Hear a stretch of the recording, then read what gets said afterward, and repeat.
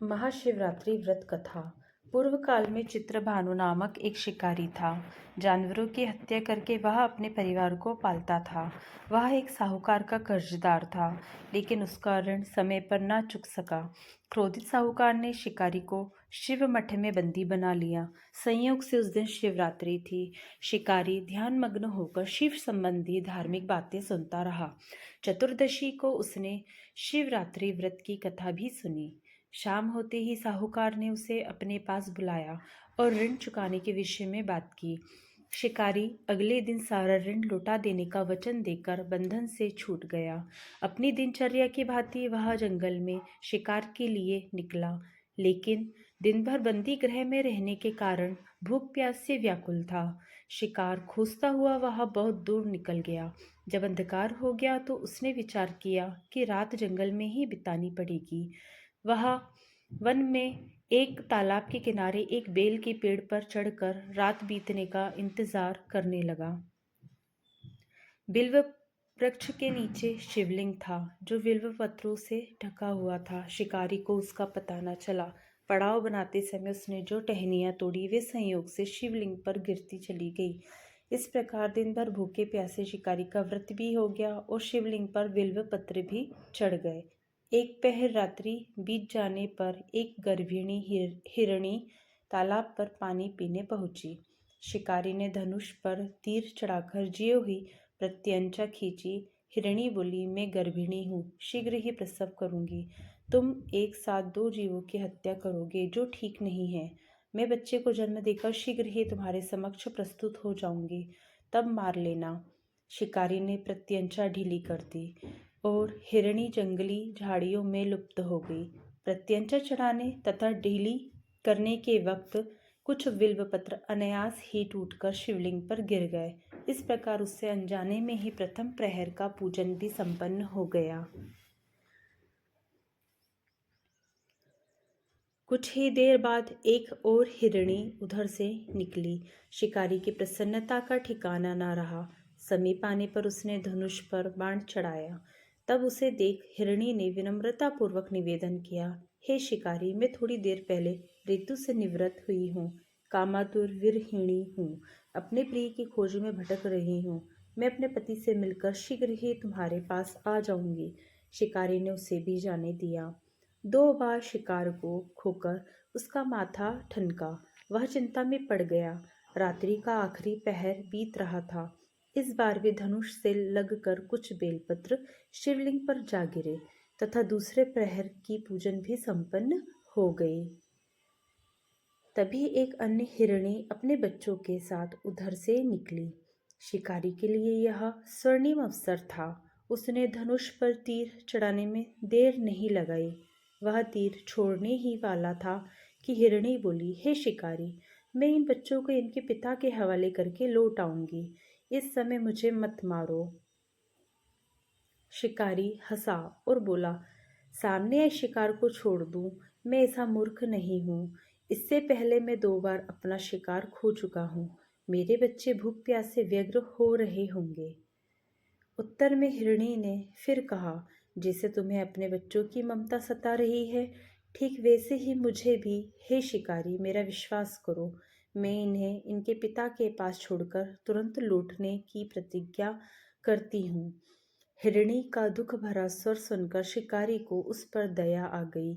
उसने उस मृगी को भी जाने दिया। शिकार के अभाव में तथा भूख प्यास से व्याकुल शिकारी अनजाने में ही बेल वृक्ष पर बैठा बेलपत्र तोड़ तोड़कर नीचे फेंकता जा रहा था।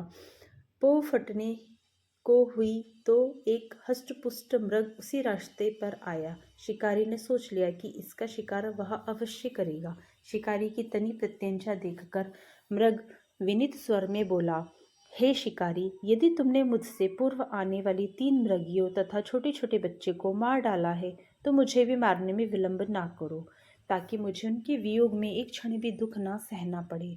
मैं उन हिरणियों का पति हूँ। यदि तुमने उन्हें जीवन दान दिया है, तो मुझे भी कुछ क्षण का जीवन देने की कृपा करो। मैं उनसे मिलकर तुम्हारे समक्ष उपस्थित हो जाऊंगा। मृग की बात सुनते ही शिकारी के सामने पूरी रात का घटनाचक्र घूम गया। उसने सारी कथा मृग को सुना दी। तब मृग ने कहा, मेरी तीनों पत्नियां जिस प्रकार प्रतिज्ञाबद्ध होकर गई हैं, मेरी मृत्यु से अपने धर्म का पालन नहीं कर पाएगी।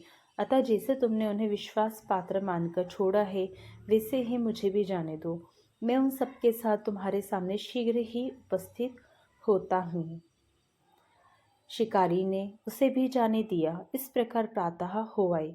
उपवास, रात्रि जागरण तथा शिवलिंग पर बेलपत्र चढ़ने से अनजाने में ही पर शिवरात्रि की पूजा पूर्ण हो गई।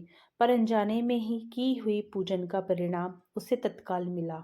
शिकारी का हिंसक हृदय निर्मल हो गया। उसमें भगवत शक्ति का वास हो गया। थोड़ी ही देर बाद वह मृग सपरिवार शिकारी के समक्ष उपस्थित हो गया ताकि वह उनका शिकार कर सके। किंतु जंगली पशुओं की ऐसी सत्यता, सात्विकता एवं सामूहिक प्रेम भावना देखकर शिकारी को बड़ी गलानी हुई। उसने मृग परिवार को जीवन दान दे दिया।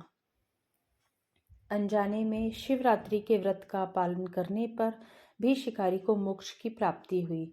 जब मृत्यु काल में यमदूत उसके जीव को ले जाने आए तो शिवगणों ने उन्हें वापस भेज दिया तथा शिकारी को शिवलोक ले गए। शिवजी की कृपा से ही अपने इस जन्म में राजा चित्रभानु अपने पिछले जन्म को याद रख पाए तथा महाशिवरात्रि के महत्व को जानकर उसका अगले जन्म में भी पालन कर पाए। शिव कथा का यह है संदेश। शिकारी की कथा अनुसार महादेव तो अनजाने में किए गए व्रत का भी फल दे देते हैं, पर वास्तव में महादेव शिकारी की दया भाव से प्रसन्न हुए। अपने परिवार के कष्ट का ध्यान होते हुए भी शिकारी ने मृग परिवार को जाने दिया। यह करुणा ही वस्तुतः उस शिकारी को उन पंडित एवं पुजारियों से उत्कृष्ट बना देती है जो कि सिर्फ रात्रि जागरण, उपवास एवं दूध दही बेलपत्र आदि द्वारा शिव को प्रसन्न कर लेना चाहते हैं। इस कथा में सबसे महत्वपूर्ण बात यह है कि इस कथा में अनजाने में हुए पूजन पर विशेष बल दिया गया है। इसका अर्थ यह नहीं है कि शिव किसी भी प्रकार से किए गए पूजन को स्वीकार कर लेते हैं अथवा भोलेनाथ जाने या अनजाने में हुए पूजन में भेद नहीं कर सकते हैं। वास्तव में वह शिकारी शिव पूजन नहीं कर रहा था। इसका अर्थ यह भी हुआ कि वह किसी तरह के किसी फल की कामना भी नहीं कर रहा था। उसने मृग परिवार को समय एवं जीवन दान दिया जो कि शिव पूजन के समान है। शिव का अर्थ ही कल्याण होता है। उन निरीह प्राणियों का कल्याण करने के कारण ही वह शिव तत्व को जान पाया तथा उसका शिव से साक्षात्कार हुआ। परोपकार करने के लिए महाशिवरात्रि का दिवस होना भी आवश्यक नहीं है। पुराण में 4 प्रकार के शिवरात्रि पूजन का वर्णन है। मासिक शिवरात्रि, प्रथम आदि शिवरात्रि तथा महाशिवरात्रि। पुराण वर्णित अंतिम शिवरात्रि है नित्य शिवरात्रि। वस्तुतः प्रत्येक रात्रि ही शिवरात्रि है। अगर हम उन परम कल्याणकारी आशुतोष भगवान में स्वयं को लीन कर दे तथा कल्याण मार्ग का अनुसरण करें, वही शिवरात्रि का सच्चा व्रत है। ओम नमः शिवाय।